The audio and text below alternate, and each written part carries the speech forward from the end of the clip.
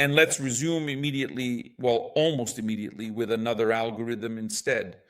Because if we have seen these problems in the exchange sort algorithm, we might be tempted to try a completely different approach. And this already, the name of this algorithm tells us something. It's quicksort, therefore a fast sort, an algorithm that is based on a totally different approach. And this time, before looking at the code, which I think would be more difficult and less understandable otherwise, let's look at the diagram, the graphical diagram. So how does this algorithm work? We divide our list into two parts, possibly equal in terms of the number of elements. I will say, let's say in a list or vector interchangeably. In this context, it doesn't matter. And so we divide it into two equal parts. So in reality, what we are looking for is the median of the list. And by doing this operation, what we want to do is apply this algorithm recursively in such a way as to always subdivide into smaller parts. That is, to have a vector, a list that is always smaller until we reduce it to a single element, where it is not necessary to do any kind of sorting, or two elements. In the case of two elements, the sorting just corresponds to swapping the pair, and it is very simple. This is basically the system. So we start by determining the median. However, in determining the median, we must take into account that we have some difficulties. The median is not easy to determine. To do this, then, we settle for determining the mean, hoping that the distribution is symmetrical. What happens if it is not symmetrical? The algorithm is not optimized, but it still remains a correct algorithm. It doesn't produce errors. It's just a bit less efficient. So we calculate the mean instead of the median. And at each recursive step, now we'll see why it's recursive. We divide the vector into two equal parts, but in such a way that they are disjoint. That is, the new values must be such that all values smaller than the median are on the left, and all values larger are on the right. Okay? Once this is done, we can sort the two vectors or lists separately and then apply the algorithm again. But as we know, recursion must have an endpoint at some point. And the endpoint is when the sorting becomes so elementary that it either requires no operations at all, or it only requires swapping two elements. That is what is done by the quicksort algorithm. Let's get straight to the conclusions. Then I'll show you the execution and the code a bit. It's an extremely efficient algorithm because every time we split the vector in two, we divide that algorithm, which was originally quadratic, into two smaller algorithms. Now, when an algorithm is quadratic, an operation like this is very advantageous. Having 2 times n squared over 2, compared to having n squared, you can see that it's simpler and that it reduces the number of steps. The number of steps we have to take, at least in general procedures, now we will see the difference. At this point is no longer equal to the square of the number of elements, but is equal to n times the search operation, where we split the vector in 2, and then we will have the recursive call, but the recursive call is simply equal to the inverse of the power of 2, that is to the logarithm of 2. To the logarithm base 2, of the number of elements. And so we will have a very efficient algorithm. As an order of magnitude, theoretically, this would be it.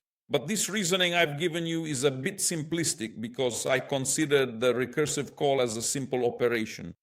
It is not, obviously. And not only is it not simple from a time perspective, that is, in terms of the number of elementary operations, it is not an elementary operation and should be counted in its complexity. But it also, let's say, forces me to use a lot of memory in a very specific way, that is, in the operation of precisely context swapping. And it could result in a very slow operation, which is disk swapping, which is something different from context swapping. So it is clear that the power of this algorithm, the elegance of this algorithm, is actually more apparent than real. It must be said, however, that once the first phase is overcome, that is, once the initial algorithm the initial list is divided into 2 or more parts. In reality, this algorithm also has another advantage, which is that it is parallelizable, because the sorting of 2 disjoint algorithms is independent. And so in the case that, let's say, the need arises, or it becomes clear that we need to work on large quantities of data, one can also think about a parallel solution. So advantages and disadvantages, it's not easy to say what we want to achieve, but I'll show you a specific limitation.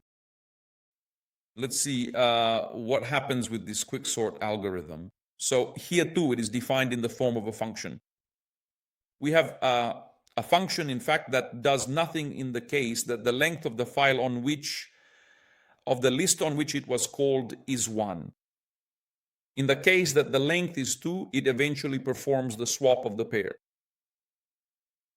Then in the case instead that the list size is more than 2, the algorithm tries to divide the list into 2 separate parts, and then it makes the recursive call to the algorithm itself on those sublists.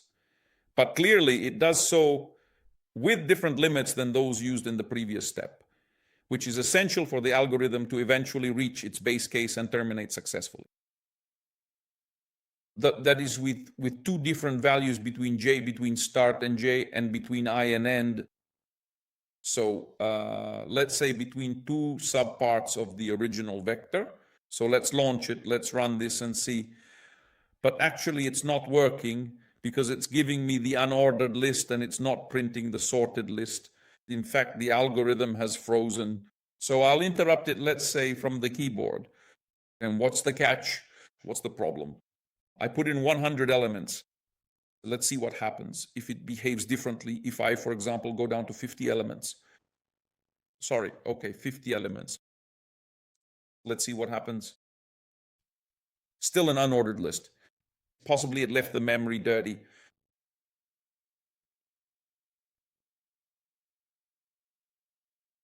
Let's try with 10 elements. With 10 elements, it worked. What was the problem? What is the problem? That recursive calls take up memory, perhaps managed by this environment in a not so exceptional way. Clearly, recursive calls take up memory, specifically the stack of the memory, because these are functions that call other functions, but in the meantime, they remain open. So they need this part of memory called the stack. It occupies memory inefficiently.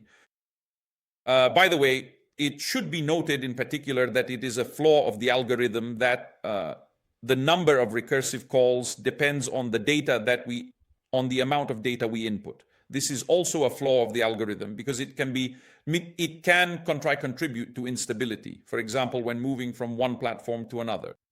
So let's say it's not a solution. It's a very nice solution on paper. It is less so when applied in reality. If we obviously have to sort in reality a certain number of data, a certain number of numbers, a certain quantity of numbers, possibly 100 numbers is still a very small number, but we have problems in this case due to the depth of the recursive call. So here we have a problem, even with this algorithm.